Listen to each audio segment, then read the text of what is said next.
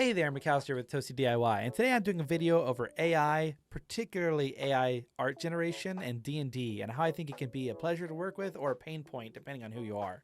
So overall, this video stems from an email I got from a viewer who had a kind of idea that he wanted to share with me about a cool AI model generator and then like an AI model finder. So you could use this generator and then find something that an art style that matches and download that model, put it in the generator and generate monsters, character designs, whatever matches the vibe and feel of your world. However, as I was looking at this, I realized I kind of have a small issue with it, and I want to encapsulate his viewpoint so I can respond to it.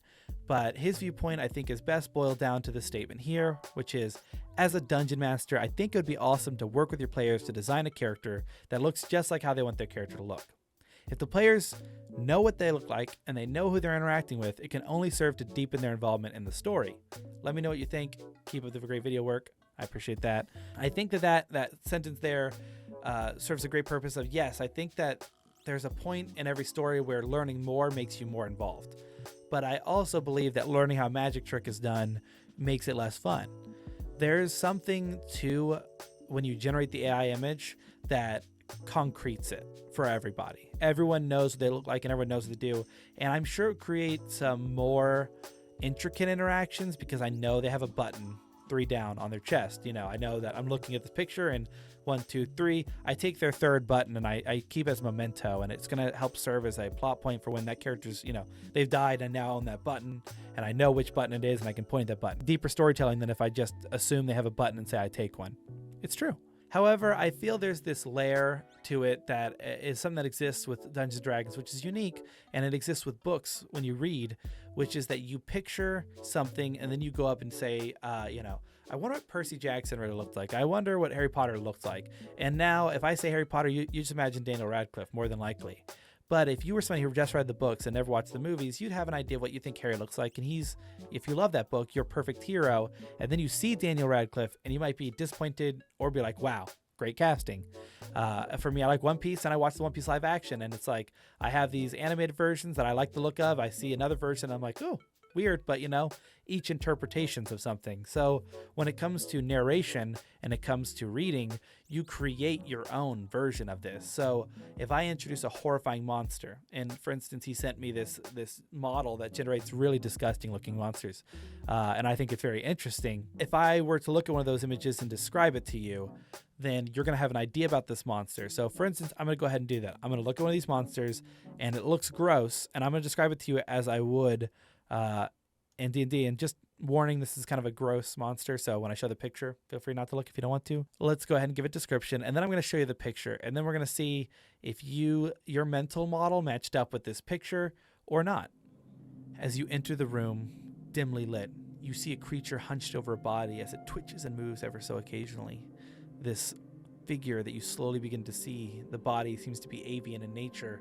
It leans over and pecks and chews, and you can hear the ripping of tendons. As it lifts its head up, you see that parts of its flesh of this creature are dripped around the jaw that is brought to a point, a curved thing. Whether it's teeth or raw, jagged bone that's been caught in its mouth, it seems to look at you. As the red that descends from its mouth slowly fades to white, the natural color of the bird, its eye stares directly at you. A deep red seems to be cutting to your core. The bird takes a step back before reaching out its feathers and cawing with a hellish call as 5 more enter the room. Roll initiative. I don't know how you think that description was. That's how I probably would describe this. There was no prep work. It's just I saw the picture and I said, I like this monster. Let's do that. So I don't know what your mental image of this bird was, but let's take a peek at what the actual thing looks like and see. Remember, it's a gross animal, so you don't want to see it. Don't look.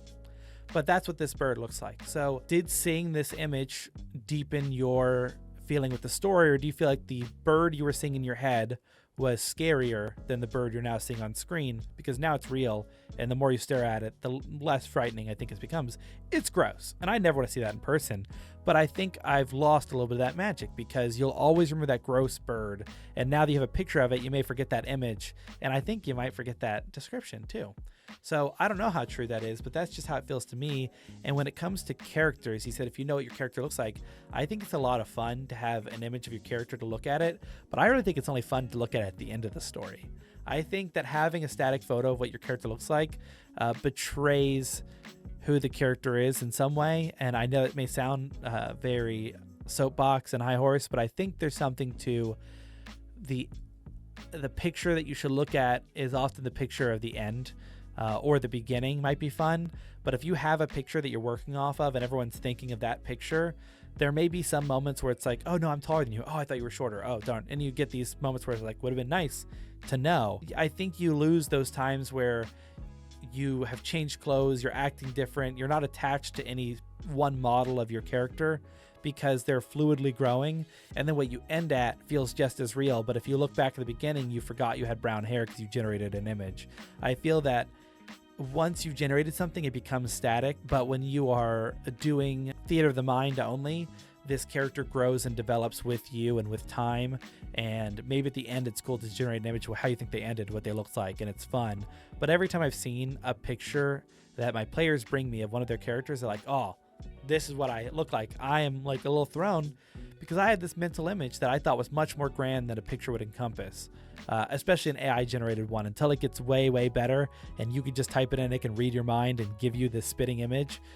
Know that if you describe this gross bird to somebody and one player loves Star Wars and one player loves Berserk, they're going to imagine two different birds. One, the one who reads Berserk is going to imagine something gross and disgusting, while the one who likes Star Wars is going to imagine something just like ghastly and like, ooh, ah.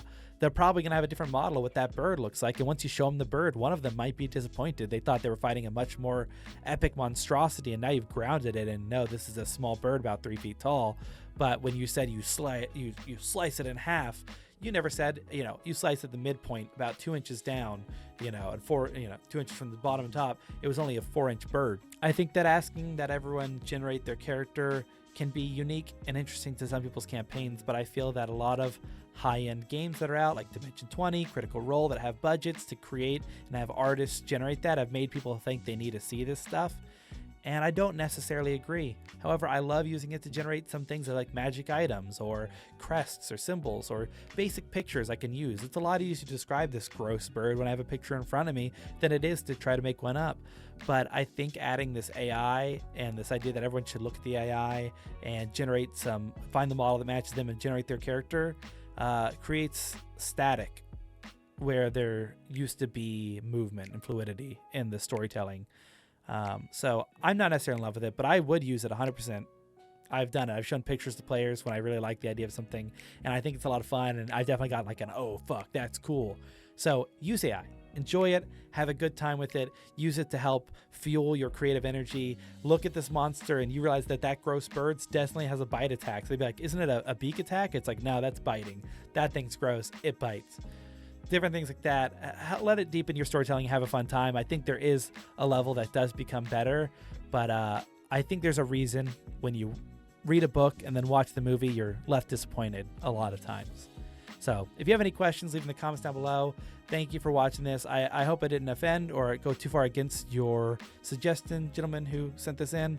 I don't know if you're comfortable with having your name on screen or anything, but I just like this idea, and I thought it was interesting because once you kind of sent back how you felt and that, I was looking at all the AI models and thought, wow, it'd be a lot to have to learn this and kind of do this just to be able to bring to life what's in my head, when I think there's some magic to bringing it out of your head instead of a computer. So I hope it didn't offend, and I appreciate you all for watching and sticking around this long. If you have any other questions, leave in the comments down below. I'd be happy to go over anything Dungeons & Dragons related. I love it, clearly, and you all take care. Peace.